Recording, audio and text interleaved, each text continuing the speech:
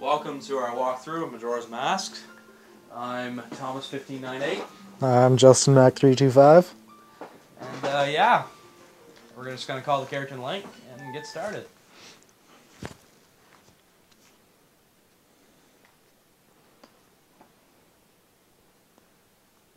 Remember back when I first got this game, I read this little thing over and over again. Really? Yeah, when I first got it. It's very interesting. Because it was right in the instruction booklet. Really? Yeah.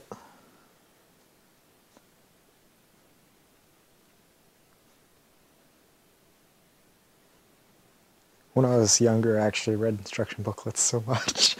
Because I'd get bored. Yeah, well, I'll look at them. Like, I used to look at them. Like, I held on to my Ocarina of Time instruction booklet because that is worth money. Well, I like reading through, like, character bios and stuff like that. So. Yeah, that's cool.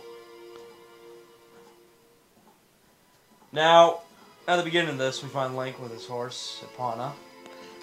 And we assume he's in the Lost Woods, right? Yeah, and note he doesn't have a fairy. Yes. And it said he is searching for someone, which everyone has, well, I'm not going to say everyone, mostly everyone. I think the majority of people would agree that this is the same Link from Ocarina of Time, Yes. and that he's looking for Navi. Yes, exactly. But some people believe that he is looking for Saria. Which is possible.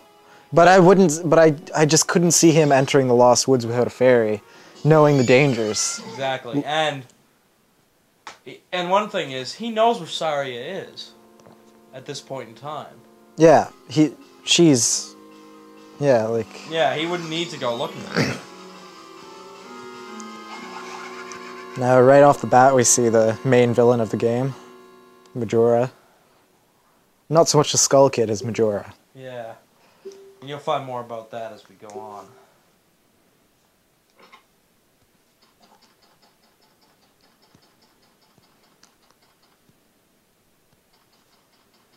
Note the graphics are a little bit better than Ocarina of Time. Yes, because this is 2000, I think. Compared to 1997. Yeah.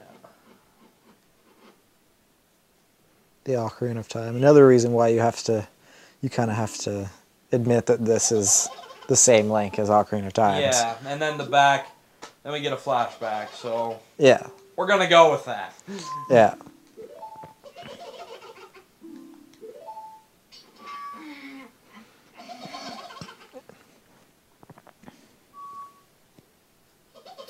Also, many people believe the Skull Kid to be the same Skull Kid that Link gives the mask to in Ocarina of Time.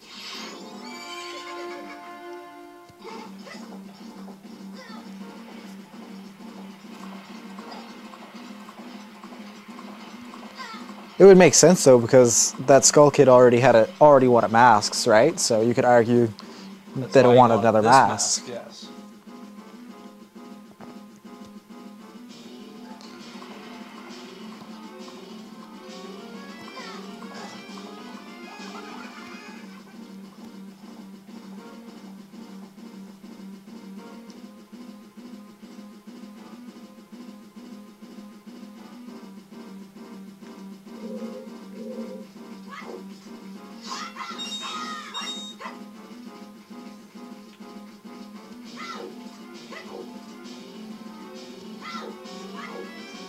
One thing I noticed about this game is, when compared to Ocarina of Time, this game has a lot of tunnels that don't lead to a different room, like don't have to load up a new room, where Ocarina of Time did. Exactly.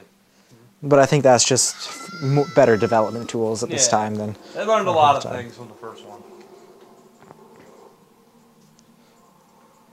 This is... Alright, well, there's not really a lot of theory behind what this exactly is, other than, like, masks. Or, like, what the reason is behind it. You know, in a sense, you could argue that maybe that's him falling, maybe even falling to his death or something, and then this is all a vision afterwards. That is a very interesting theory.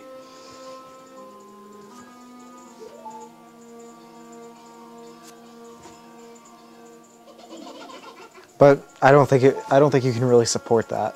No. Because of what you see in other games. Yeah, it's just it.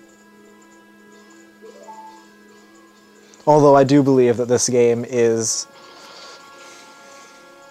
I think this game you could argue that this game is kind of about Link accepting death. Yeah, I could go with that. It is. It's about, because in Ocarina of Time he really felt very immortal because of the Ocarina of Time. He could just go back and change stuff, but whatever happens now happens. Yeah.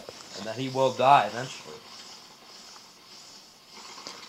And then you also take into account like what happens in Twilight Princess with the Stalfo-looking hero that you see that teaches you moves. That, and he is a left-handed swordsman like this Link. So. Very interesting, to say the least.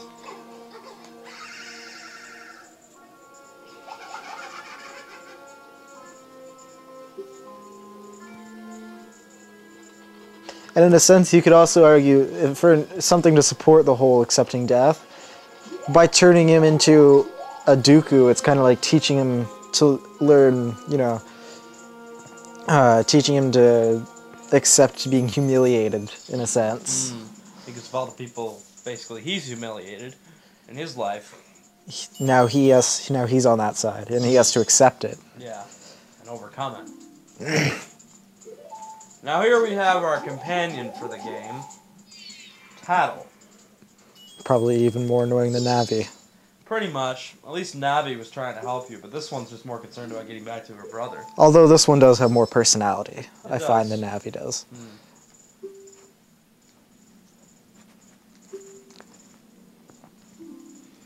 But all in all, fairies are kind of annoying, but you kind of feel the absence of them in future games. Exactly.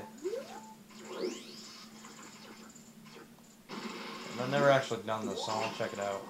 I did it. It doesn't do anything. Yeah. Notice the spinning hat as the weapon. Yeah, kind of a gay weapon, but oh well. It's better than not having a weapon. Yes.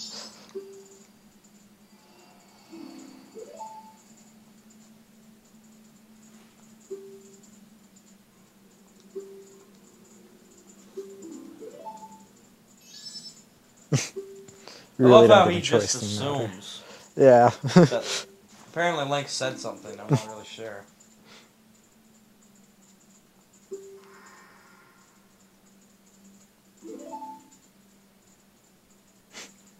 Don't really get a choice in the matter here. It's kind of forced upon you. Yeah.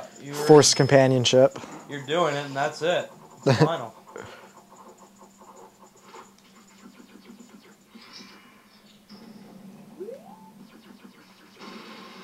Just push A to dive down in, and once the little flower pops, then go up. Don't try to do this, 'cause that's all you do. That's only good if in the first temple when you're fighting against the fucking retarded ass turtle things. Exactly.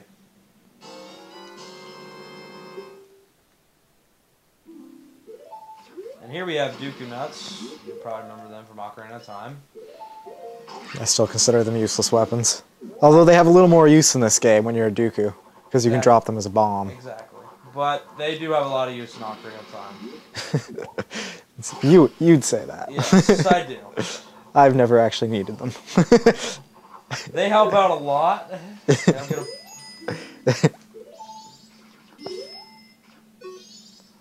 I find all these fairies to be about the most